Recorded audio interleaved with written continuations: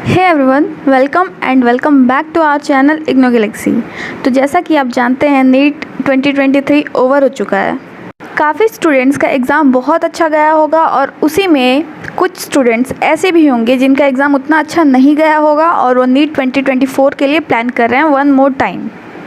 तो कुछ स्टूडेंट्स का 2024 नीट एग्ज़ाम जो कि आने वाला है वो पहला ड्रॉप होगा और कुछ स्टूडेंट्स हैं जिनका हो सकता है कि ये सेकेंड, थर्ड या फोर्थ ड्रॉप हो। तो अब बच्चे कंफ्यूज होंगे जिनका एग्ज़ाम उतना अच्छा नहीं गया है कि गवर्नमेंट मेडिकल कॉलेज मिल सकेगा या नहीं। तो वो बच्चे सोच रहे होंगे कि अब आगे क्या करना चाहिए, फिर से ड्रॉप लेना चाहिए या नहीं। तो जिनका ये फर्स्ट ड्रॉप है वो स्टूडेंट्स चाहें तो वापस से मेहनत करके एडमिशन ले सकते हैं मेडिकल कॉलेज में बिना पार्शियल ड्रॉप लिए।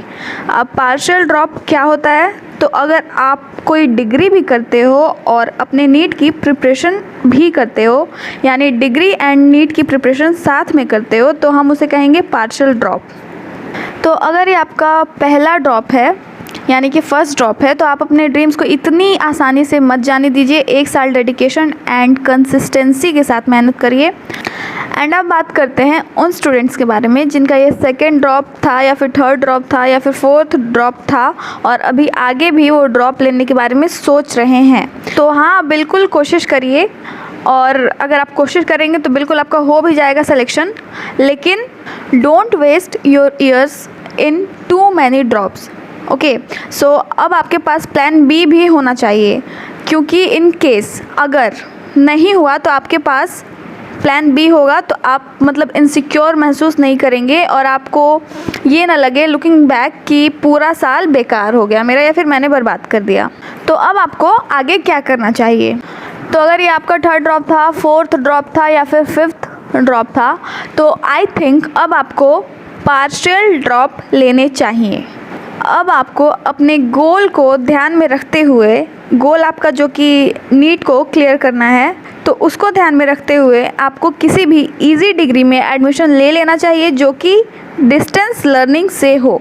और ऐसा कोर्स सेलेक्ट करिए जो कि आपके सब्जेक्ट से रिलेटेड हो और इजी हो और ज़्यादा टाइम भी डिमांड ना करे, क्योंकि फिर आपको नीट के प्रिपरेशन पर भी पूरा टाइम देना है। तो आई विल सजेस्ट कि आप इग्नू से ये सारे कोर्सेज़ कर लें। और इग्नू से मैं इसीलिए आपको कह रही हूँ क्योंकि ये डिस्टेंस लर्निंग प्रोवाइड करता है जो कि अभी आपको चाहिए।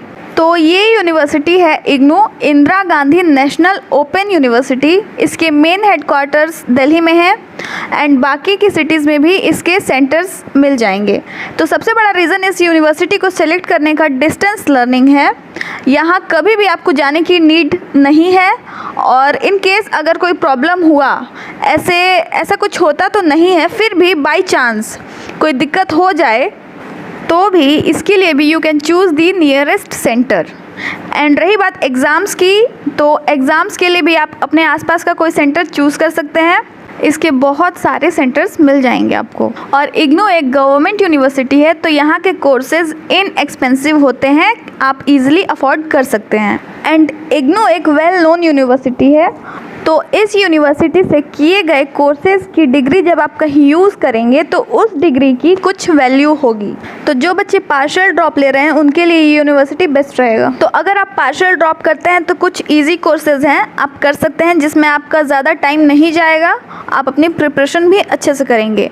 तो आप बीएससी कर सकते हैं और आप डिप्लोमा कोर्सेज़ भी कर सकते हैं। और अगर आपका बायोलॉजी में ज़्यादा इंटरेस्ट है, तो अगर आप सिर्फ बायोलॉजी से रिलेटेड कोई कोर्स करना चाहते हैं तो ये 3 कोर्सेज़ इग्नू से बेस्ट रहेंगे। पहला कोर्स है HIV एंड फैमिली एजुकेशन, दूसरा है early childhood care and education and तीसरा है nutrition and health education. And ये प्योर बायोलॉजी कोर्सेज़ हैं।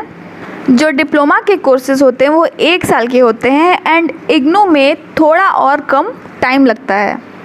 एंड जो इसका एग्ज़ाम होता है वो बहुत ईजी होता है, बहुत ही सिंपल होता है। एंड इग्नू से इन कोर्सेज़ की फ़ी भी 4,000 से लेकर 7,000 तक ही वैरी करती है, ज़्यादा कोई फ़ी भी नहीं है यहाँ। तो अगर आप इग्नू से कोर्सेज़ करते हैं तो आपको क्या फ़ायदा होता है कि यहाँ के जो कोर्सेज़ हैं वो इनएक्सपेंसिव हैं, यानी आप अफोर्ड कर सकते हैं ईज़िली एंड टाइम कंज्यूमिंग नहीं है बिल्कुल भी। एंड इन केस आपका नीट क्लियर नहीं हुआ तो आपको रिग्रेट नहीं रहेगा कि आपका साल बर्बाद हुआ या फिर आपने कुछ और नहीं किया। और अगर आप MBBS ड्रॉप करके कुछ और कोशिश करते हैं तब आपको बेनिफिशियल लगेगा उस वक्त इन कोर्सेज़ की डिग्रीज़, क्योंकि आपके पास CV में लगाने के लिए एक एडिशनल कोर्स होगा जिसका इम्पोर्टेंस आपको 3 से 4 साल के बाद पता चलेगा, क्योंकि तब आपको पता होगा कि CV क्या होता है और इन कोर्सेज़ की डिग्रीज़ की क्या वैल्यू है। तो अब क्या करना है आपको कि आपको घर बैठे हुए किसी भी लाइट कोर्स में इनरोल कर लेना है इग्नू में, जैसे कि कोर्सेज़ मैंने बताए। इसके बाद आप अपने नीट के एग्ज़ाम की तैयारी आराम से कर सकते हैं, क्योंकि इन कोर्सेज़ का इतना ज़्यादा सिलेबस नहीं होता है कि आपको रोज़ नीट का भी पढ़ना पड़े और इन कोर्सेज़ का भी। बिल्कुल भी नहीं, आप पूरे साल आराम से नीट की प्रिपरेशन कर सकते हैं। इन कोर्सेज़ के एग्ज़ाम्स जून में होते हैं जनरली, एंड नीट का एग्ज़ाम कब होता है? मई में। तो आप आराम से अपना नीट प्रिपरेशन करके नीट एग्ज़ाम देने के बाद अगर 1 महीना भी डिप्लोमा कोर्सेज़ के लिए पढ़ाई कर लेंगे तो you will clear it easily, कोई भी प्रॉब्लम नहीं होगी। तो इस वीडियो में इतना ही, मिलते हैं नेक्स्ट वीडियो में।